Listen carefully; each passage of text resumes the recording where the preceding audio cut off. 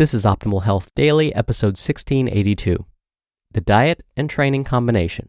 Are, if it fits your macros followers, telling the whole truth? Part 2 by Deen of JCD and I'm Dr. Neil. Hey there, welcome back to Optimal Health Daily, or welcome for the first time if you're new here. This is the podcast where I act as your very own personal narrator and read to you from some of the most popular health and fitness blogs online. Now, before we get to it, as a listener of this show, I'm sure you know that health is about more than just diet and exercise. Research increasingly shows that a healthy gut microbiome is crucial to a healthy life, and pendulum glucose control is the first and only medical probiotic clinically shown to help manage type 2 diabetes when taken with medication. If you or someone you love has type 2 diabetes, take control of glucose levels with pendulum glucose control. Use code OHD at pendulumlife.com to get 20% off your first month of membership.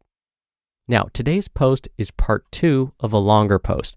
If you missed part 1, then I'd recommend going back and listening to yesterday's episode first. That's episode 1681. But if you're all caught up, let's get right to part 2 and continue optimizing your life. Are IIFYMers telling the whole truth? Part 2 by Deen of JCD Most physique-conscious people are aiming for specific macro ratios. For protein, it tends to fall in the 1 to 1.5 grams per pound of body weight. For fat intake, some people like percentages, such as consuming 20% of your daily caloric intake coming from fat, and others like to multiply, something like 0.2 to 0.4 grams of fat per pound of body weight. And for carbohydrate, you simply fill in the rest of your intake based on your calorie goal. So let's say you have a targeted intake of 2,400 calories with the following macronutrient goals.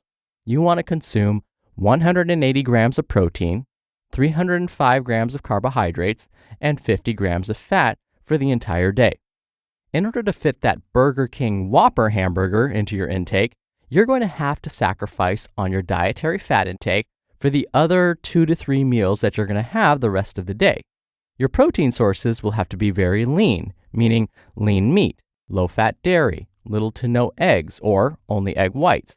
Carbs will need to be low-fat sources as well. Now, if you can allow for a higher intake, and some people will be able to, then having a fast food burger can make sense.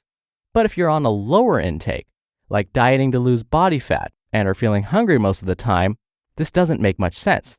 I'm a big fan of flexible dieting. Being flexible with your intake allows you to eat what you enjoy without feeling like you're giving up or missing out on your favorite foods. But if you just look at the Instagram feed of IIFYM and think that these people have the good life of eating cookies, ice cream, and donuts all the time, I want to let you in on a little secret. This isn't reality for most of us. It might be the reality of the odd, gigantic person with an enormous energy expenditure somewhere in the 4,000 calorie plus range, but that's a rarity. If you're a competitive athlete who's responsible for 3 to 4 hours of daily training, then you might enjoy the Michael Phelps diet of a daily pizza and French toast too. Want a more realistic approach? Instead of worrying about fitting fast food or other junk into your diet to cure yourself of the boring foods, here are some real-life solutions I use with clients as well as myself. Weekly refeeds. When you're trying to get lean and stay lean, managing your intake is crucial to getting to your goal. One incredibly helpful approach to dieting is keeping a fairly strict, though not restrictive, intake over the week, and then having one day where you double or triple in some cases your intake and jack up the carbohydrates. This allows you to enjoy just about any food you'd like, and it's super helpful for recovery, restoring muscle glycogen, and alleviating some of the stress accumulated from training during the previous week. Guilt-free days. Similar to the weekly refeeds, sometimes I give my clients guilt-free eating days. The way this differs is instead of giving someone a number of macros or calories to hit, I give some basic guidelines to eat 3 to 4 regular meals, but to enjoy foods you might have skipped out during the week while hitting your macros. I also recommend to deliberately have some dessert with dinner and to eat off of the typical plan. So if you normally have some scrambled egg whites and fruit for breakfast, I'd encourage you to make a whole egg omelet with buttered toast instead. With dinner, I'd encourage you to have something above and beyond the norm.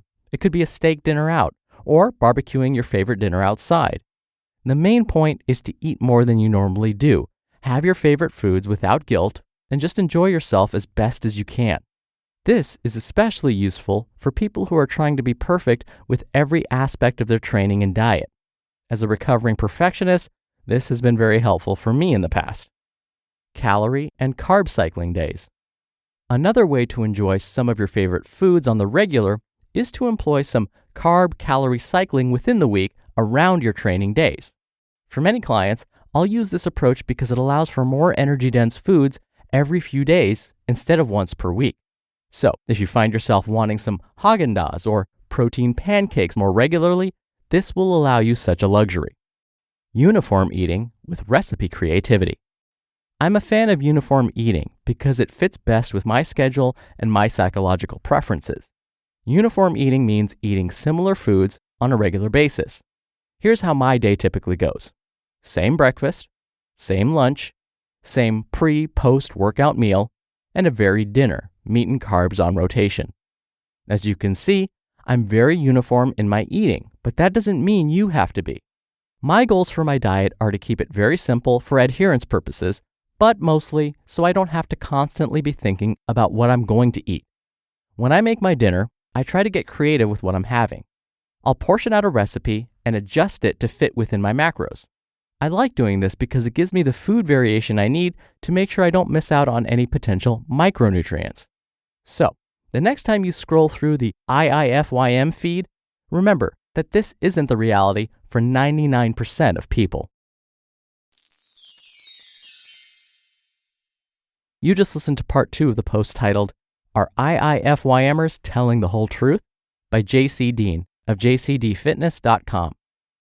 Dr. Neil here for my commentary. So if you listened to both yesterday's and today's episodes, you know the answer.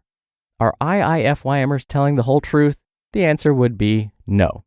And again, that's because you only see a snapshot of their reality. You only see what they want to show you on social media. But JC makes another fantastic point. If you deprive yourself of things that you like, if you sacrifice pizza, donuts, and French fries, in my case, because those are my 3 favorite foods, then you're just going to end up craving those more. You're going to feel like you're deprived. You're not going to enjoy life as much. You're going to feel beaten down because you can't have what you want. And then you'll start to obsess about it. And I've used this example before. If you try and close your eyes and not think about blue elephants, don't think about blue elephants, stop thinking about blue elephants, just stop thinking about blue elephants, blue elephants, blue elephants. What's happening is you're now obsessing about blue elephants. You're thinking about it. So if you tell yourself, don't have those donuts, don't have that pizza, don't have those donuts, don't have those French fries, well, now you're going to be obsessing about it. It's now occupying all this brain space. And then you may start to feel badly that you can't enjoy the foods that you so very much miss. And actually, just a couple of days ago, I saw a study that looked at what happens when people deprive themselves of things while they're on a diet, and then their eating behaviors after they're off the diet. And sure enough, what they found was when people restricted themselves of sugar, that's what the study specifically looked at, was sugar intake, the very next week when the folks were off the diet, their sugar intake went above and beyond what it usually was, meaning above and beyond what it was before they were restricting themselves in the first place. So in other words, they were better off having never tried to diet because now their sugar intake is higher than what it was before they started dieting. So depriving yourself of some of these foods that you truly enjoy may actually backfire. So instead, enjoy in moderation. As JC mentioned, try and be good most of the time, but do incorporate those foods that you truly enjoy and that you might miss so that you don't end up sabotaging yourself. All right, that's enough out of me. Thank you for being here. Thank you for listening every day. Hope you're having a wonderful week so far, and I'll see you back here tomorrow where your optimal life awaits.